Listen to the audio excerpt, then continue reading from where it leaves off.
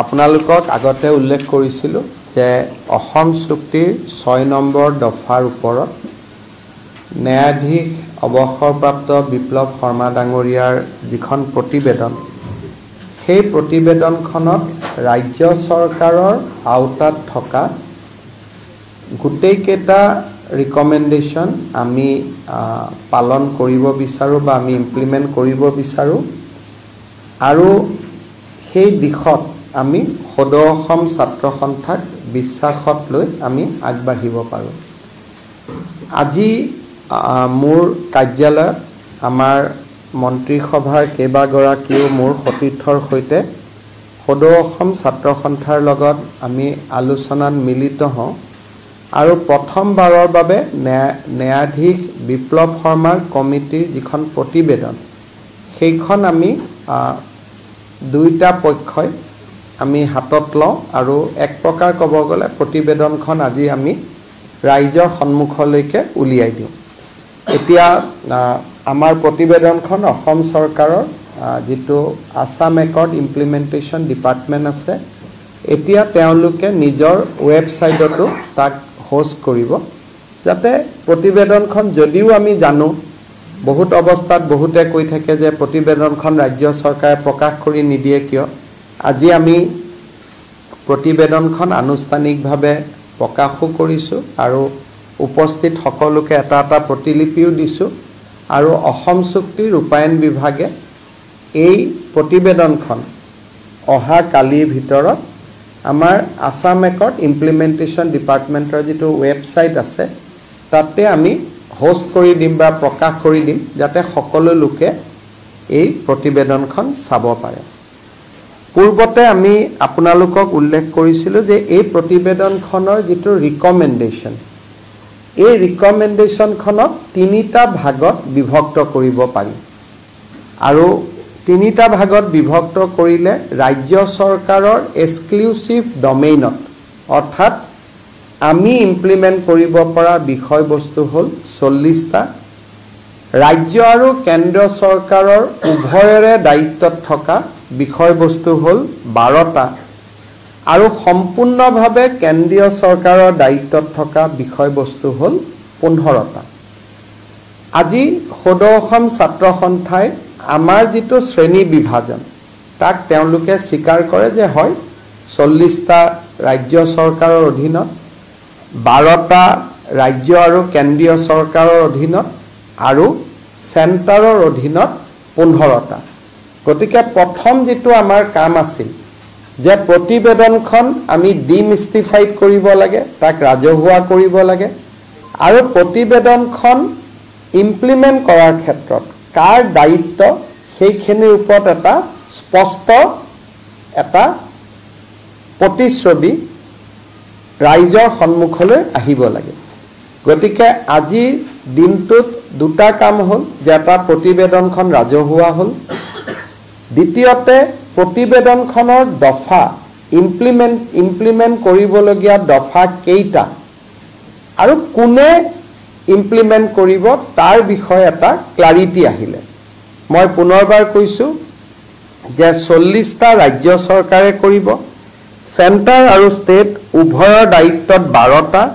চেণ্টাৰৰ দায়িত্বত 15টা। এতিয়া কেন্দ্ৰীয় চৰকাৰৰ দায়িত্বত থকা 15টা যিটো ৰিকমেণ্ডেশ্যন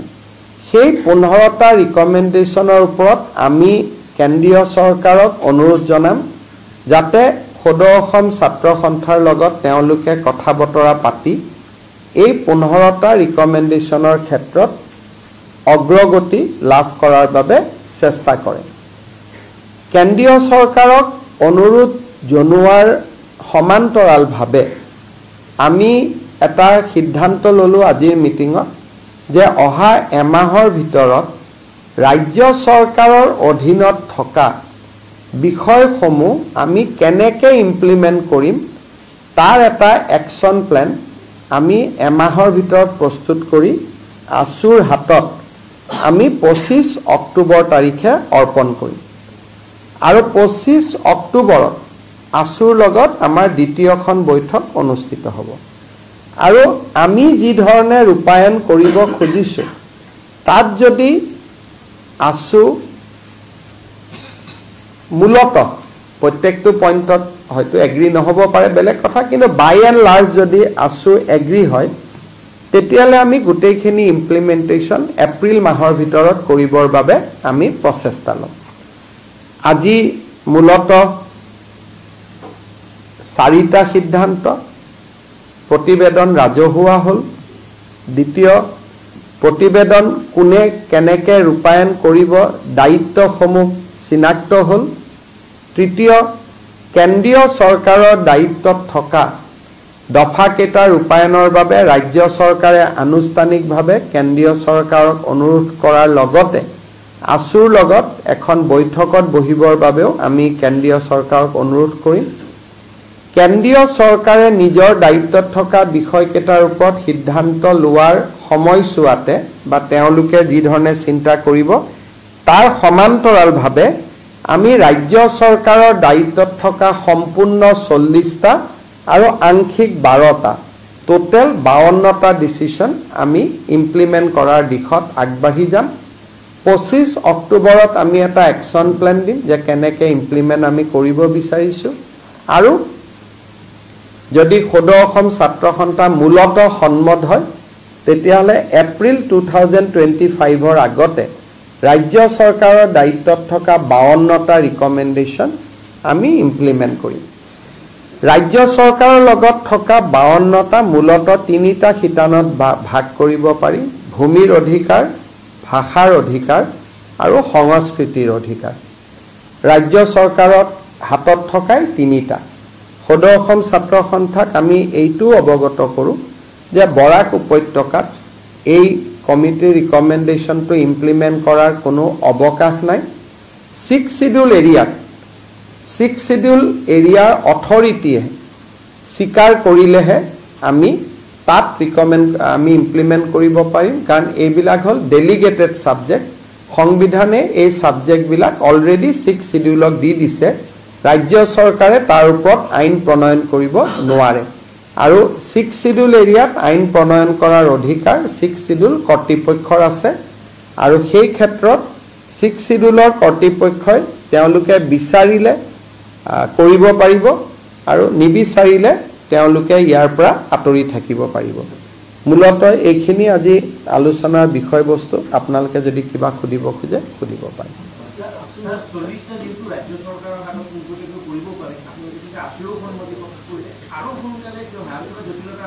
জটিলতা আছুৱেটো জানিব লাগিব আমি কেনেকে কৰিম গতিকে অক্টোবৰত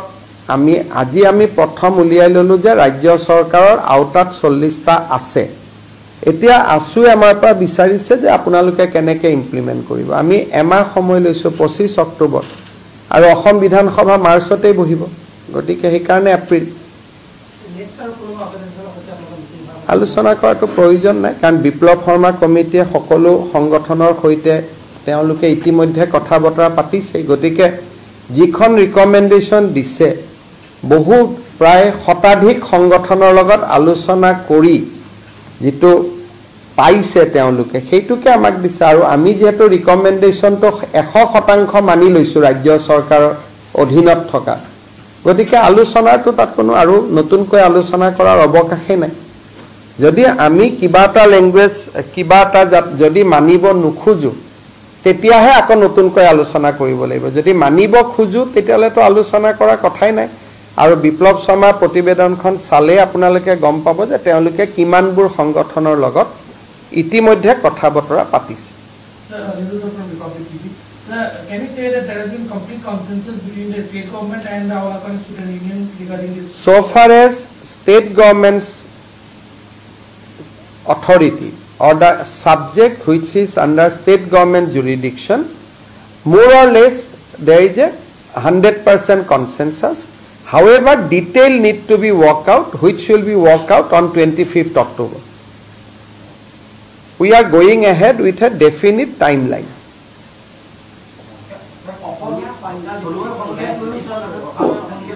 অসমীয়াৰ সংজ্ঞা দুটা সাধাৰণতে অসমীয়া বুলি ক'লে এটা সংজ্ঞা যে অসমীয়াত যোনে জন্ম লৈছে ভাষা সংস্কৃতিক আদৰি লৈছে তেওঁ অসমীয়া কিন্তু অসম চুক্তিৰ 6 নম্বৰ দফাৰ অসমীয়া মানে 1951 চন আসুৱে এটুৱে মানে যে ক্লজ 6 ৰ কাৰণে অসমীয়া 1951 আৰু জেনেৰেল আজি বঙালী মানুহ এজন ইয়াত আহিলে মাৰুৱাৰী মানুহ এজন ইয়াত আহিলে ইয়াতে জন্মিলে ইয়াতে লৰা ছোৱালী 3টা 4টা অহা 200 বছৰ অসমত থাকিব অহা 500 বছৰ অসমীয়াত থাকিব তেও অসমীয়া কিন্তু অসম চুক্তিৰ 6 নম্বৰ দফা মতে 1951 চনত জন্মগ্ৰহণ কৰা মানুহে অসমীয়া তাত আপোনালোকে ৰিকমেন্ডেশনখন পঢ়িলে গম পাব অসমখনক বিপ্লৱ শৰ্মা কমিটিয়ে দুটা ভাগত ভাগ কৰিছে এটা ভাগত 51 চলিব এটা ভাগত 51 নচলে বিপ্লৱ শৰ্মা কমিটিয়ে কৈছে যে পৌৰসভাত 51 নচলে গাঁৱত 51 চলিব গতিকে প্ৰতিবেদনখন আপোনালোকে পঢ়িলে দুটা সংজ্ঞা আপোনালোকৰ সন্মুখলৈকে আহিব যে অসমীয়া অসম চুক্তিৰ অসমীয়া এটা বেলেগ ডেফিনেশন আৰু জেনেৰেল অসমীয়া বুলি ক'লে এটা বেলেগ ডেফিনেশন কিন্তু আমি আসুক এটা কথা বুজাই দিছো যে বৰাক উপত্যকাত ইয়াক হাঙুৰিব নালাগে so Barak valley will be excluded from the definition of Assamese ৰাজ্য চৰকাৰৰ ৰিকমেন্ডেশন খিনিত কোনো আইনৰ জুজ নাহে কাৰণ ৰাজ্য চৰকাৰৰ অধীনত থকা ৰিকমেন্ডেশন খিনিত এনেকুৱা আইনৰ জটিলতা নাই এখিনি কৰিব পাৰা তাত এটা ৰিকমেন্ডেড আছে যে কলা ক্ষেত্ৰক টকা পইচা দিব লাগে তাত আৰু আইনৰ জটিলতা ক'ত জ্যোতি চিত্ৰবনক টকা পইচা দিব লাগে তাত আইনৰ জটিলতা ক'ত গুটে অসমত জিমান আজিলৈকে নটিফিকেশন উলাইছে সব অসমীয়া ভাষালৈ অনুবাদ কৰিব লাগে তাত আইনৰ জটিলতা ক'ত গতিকে বহুত ৰিকমেন্ডেশন আছে যত কোনো আইনৰ জটিলতাই নাই আৰু এইখিনি কৰিলে বাকি মানেও ভাল পাব যেনেকৈ তেজপুৰ ইউনিভাৰ্চিটিত সাহিত্যৰথী লক্ষ্মীনাথ বেজবৰুৱাৰ এখন চেয়াৰ স্থাপন কৰিব লাগে ইয়াতো সবেই ভাল পাব গতিকে একাৰে খিদিনাখনো মই আপোনালোকক দি দিছো 52 ৰিকমেন্ডেশন সকলোতে সংঘাত নাই দুই এটা জায়গাত সংঘাত আছে সেইখিনি আলোচনা দি আগবাঢ়ি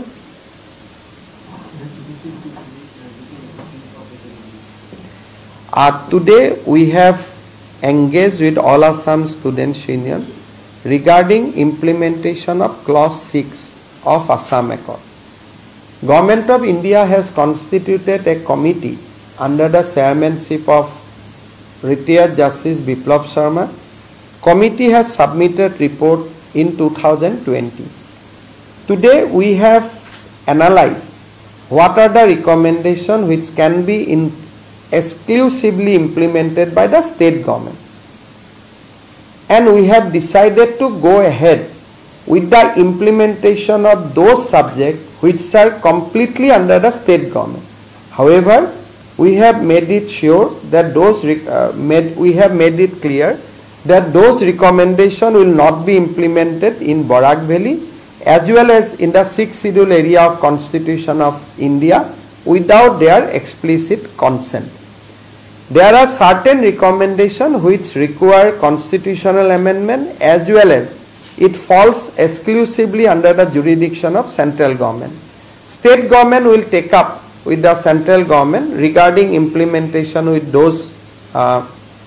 recommendations and will also request central government to speak with ASU regarding implementation of those provisions. এতিয়া মই এটা সৰু বেলেগ এটা বিষয় কৈছো আজি ৰাজ্য চৰকাৰে বিশেষকৈ আমাৰ থাৰ্ড গেট আৰু ফোৰ্থ গেট কমিশনে দুখন নটিফিকেশন দিছে যে 27 তাৰিখৰ পৰা আমি এটা অনলাইন পোৰ্টেল আমি দেখুৱাই দিছো পোৰ্টেলটো আপোনালোকে অলপ পিছত মোৰো টুইটাৰত চাই ল'ব পাৰিব বা নটিফিকেশনো পাব পোৰ্টেলত আবেদন কৰিলে 50 টকা ফিজ দি আবেদন কৰিলে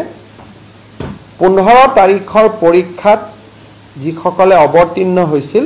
তেওঁলোকে নিজৰ OMR সিটখন ল'ব পাৰিব 27 তাৰিখৰ পৰা আবেদন আৰম্ভ হ'ব আৰু আবেদনৰ সংখ্যাৰ ওপৰত ভিত্তি কৰি তেওঁলোকে OMR সিটখিনি সেই ইমেইল এড্ৰেছলৈকে পঠিয়াই দিব এনসাৰ কি 15 তাৰিখৰ পৰীক্ষাৰ এনসাৰ কি অহা 28 তাৰিখে সেবাৰ ওয়েব পোৰ্টেলত হোস্ট কৰা হ'ব www.site.sebaonline.org ইয়াতে হোস্ট কৰা হ'ব আৰু এনসাৰ কি লৈ যদি কাবাৰ আপত্তি থাকে হেয়াও যদি সেবাক জনোৱা যায় সেবাই বিচাৰ বিবেচনা কৰিব গতিকে এই তিনিটা দিনাখন মই কৈছিল তথাপিতো আজি আপোনালোকক আৰু ইয়াৰ নটিফিকেশন আজি ইতিমধ্যে সৰকাৰে ইস্যু কৰিছে My name is Suki Bulls from Scroll. So, have the Assam government accepted the cut-off date of 1951 as per the recommendation? Already, there are recommendations. State government has accepted 1951 as a cut-off date. Already in Mission Bosundhara, we are doing that for last 3 years itself. So, this today we are formally discussing, but on spirit, we are already implementing the recommendation. So we have accepted the cut-off date of 1951 in the context of specific recommendation. It is not that when you go to apply for a license, you have to show 1951. When you have to go to a restaurant, you have to show 1951. It is not that. Only in regard to the specific recommendation of 1951, which you will understand when you will study the Biplab Sharma committee report. So that we have accepted. But we have not accepted 1951 as a general cut-off date for day-to-day life, which we cannot do. It is only specific, like he has said that in certain revenue blocks, land can be sold and purchased between the people who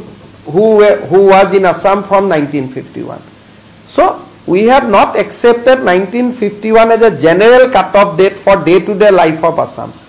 But certain recommendation where 1951 has been mentioned, we are already doing that. Even in last assembly, we have passed 3 land bill where we made 1951 as a cut-off date. We have not mentioned 1951. We said 3 generation. 3 generation means 1 generation 25 years. So it is 51. But for going to a voting, going to apply for a job, going to a restaurant, going to a hotel, nobody will ask 1951. It is not that there is nothing to be created a panic that you have accepted 1951. Because Biplab Sharma committee report has not said that you adopt 1951 as a general in day-to-day life. He has only said so far as these recommendations are concerned, and these recommendations are very few, you take 1951 as a cut-off date. Sir, just one question in this regard only. Doesn't it will complicate 1971 and 1951? No, in many states there is a land law. Even if you go to Jharkhand, the land laws are like that. Land laws are there is very like if you go to Jharkhand, except few area, only the people who live for centuries, they can only sell and purchase for land. You go to Meghalaya, that law is already Sotanagpur Tenancy Act, Santhal Pargana Tenancy Act. And Himachal Pradesh, nobody can. So these laws are prevalent in our country. These are not anything new laws. So these laws are already there in our country. And in Assam also, in tribal belt and block, those laws are already there. Now, এতিয়া আপোনালোকে মোক কৈ থাকে বিপ্লৱ Sharma committee report implement কৰক এটা বিপ্লৱ শৰ্মা ৰিপৰ্টতে কৈ থৈছে যে হিল খাকু উচ্ছেদ কৰক বুলি যে কোনো ওয়েটল্যান্ড থাকিব নালাগে সকলো ওয়েটল্যান্ডত এভিকশন হ'ব লাগে হিল খাকুটো ওয়েটল্যান্ডে গতিকে যিসকলে হেকাৰণে মই কৈছো যে ৰিপৰ্টটো আমি ইমান দিন দেখা নাছিলো কাৰণে ৰিপৰ্টটো ইমপ্লিমেন্ট কৰিব গৈ আমি গালি খাই আছিলো এতিয়া ৰাইজে ৰিপৰ্টটো দেখিলে বুজি পাব এটো বিপ্লৱ শৰ্মা ৰিপৰ্ট মতে কৰি আছে কালি যে ট্ৰাইবেল বেল্ট এণ্ড ব্লকত এভিকশন হৈছে এটো বিপ্লৱ শৰ্মা ৰিপৰ্টতে লিখা আছে যে এভিকশন কৰিব লাগে বুলি এটো কথা এনেকৈ ওলাইছিল যে আমি যে ৰিপৰ্ট ইতিয়ালৈকে গৃহমন্ত্ৰীয়ে গ্ৰহণ কৰা নাই কালিলৈ কথা দেখি কৰা হৈছিল কোনে এটাতো মই দেখোন মুখ্যমন্ত্ৰী হিচাপে ৰিপৰ্টটো গ্ৰহণ কৰি ৱেবছাইটতে দিব দিলো গৃহমন্ত্ৰী কথাটো 15টা ৰিকমেন্ডেশন লয় হেতু তেখেতৰ ওপৰত কথা আমাৰ খেনি আমি কৰি আছো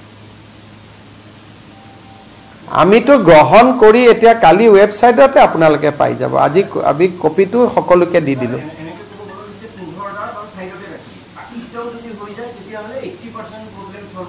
আপুনি টোটাল 67 or 52 আমি কৰিব পাৰিম পাৰ্চেন্টেজত কিমান হয় আপুনি উলিয়াই লওক এটো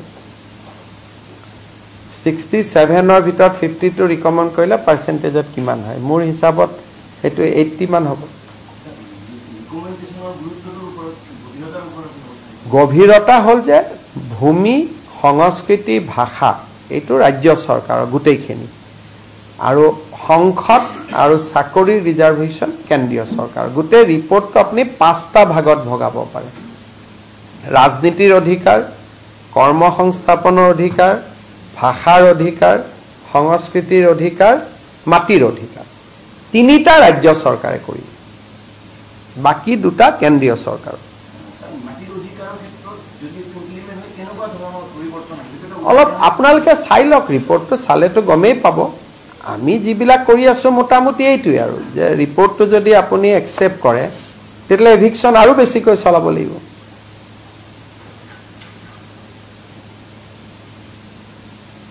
আগতে আপোনালোকে কয় হিমন্ত বিশ্ব শৰ্মাই চলাইছে এতিয়া কব কমিটি ৰিপৰ্ট মতে কৰিছে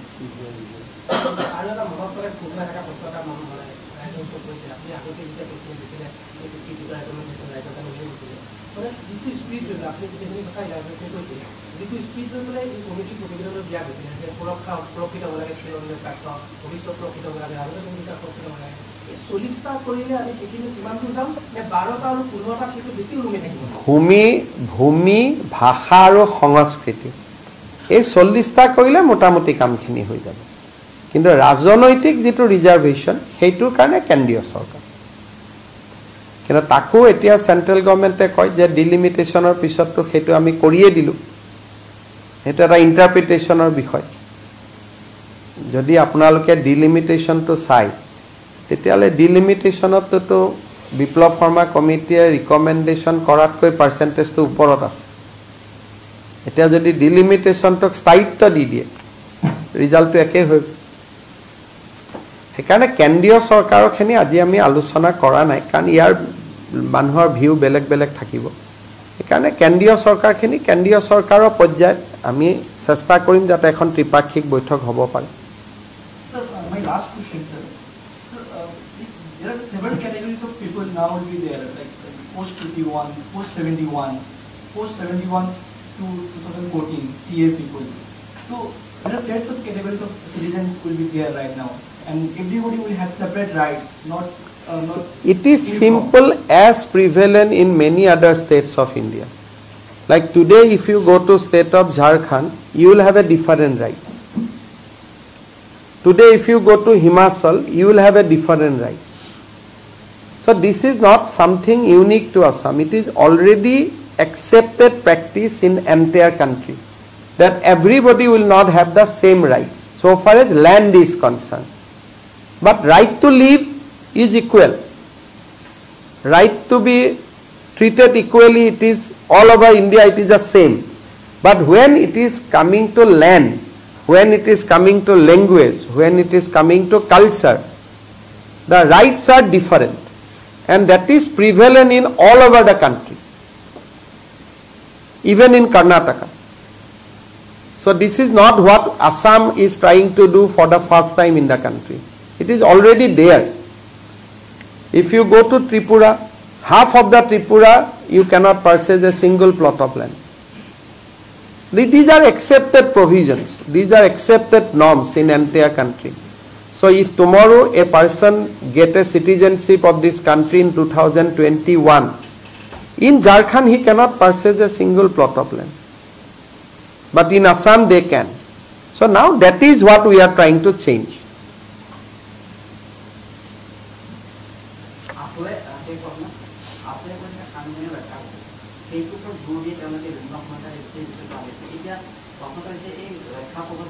So মোৰ হাতত যেটো ৰক্ষা কবচ দিব মই পাৰো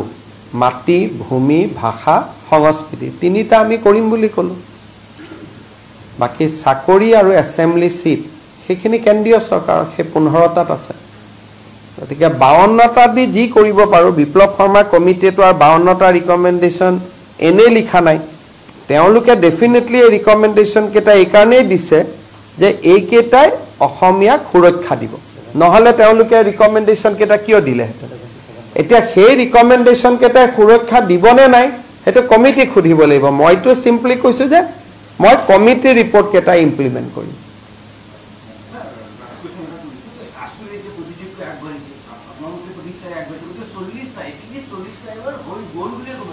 এপ্ৰিলত কৰি দিম বুলিতো কৈ আছো যে এপ্ৰিলৰ বিধানসভাত হৈ যাব মইতো ইয়াত কৰিব নোৱাৰো বিধানসভাতে কৰিব লাগিব গতিকে বিধানসভাত 40টা সম্পূৰ্ণ 12টা আংশিকভাৱে টোটাল 52টা এতিয়া 52টা কৰাৰ পিছত জাতিটো সুৰক্ষিত হ'বনে নাই হেতু বিপ্লৱ শৰ্মা কমিটিৰ সদস্যসকলেহে জানিব যে আমি ভাবি চিন্তি এইকেইটা লিখিছিলো এইকেইটা কৰিলে নিশ্চয় জাতিটো সুৰক্ষিত হ'ব তাৰ পিছত ৰাইজে ক'ব লাগিব যে আমি সুৰক্ষিত হলো নে নাই আকৌ মই কৈছো যে ইয়াত 5টা কেটেগৰী আছে মাটি ভাষা সংস্কৃতি তিনিটা এই 52টা দি হৈ যাব কৰ্ম সংস্থাপন আৰু ৰাজনীতি এইটোৰ কাৰণে সেন্ট্ৰেল গভৰ্নমেন্টৰ 15টাৰ ভিতৰত আছে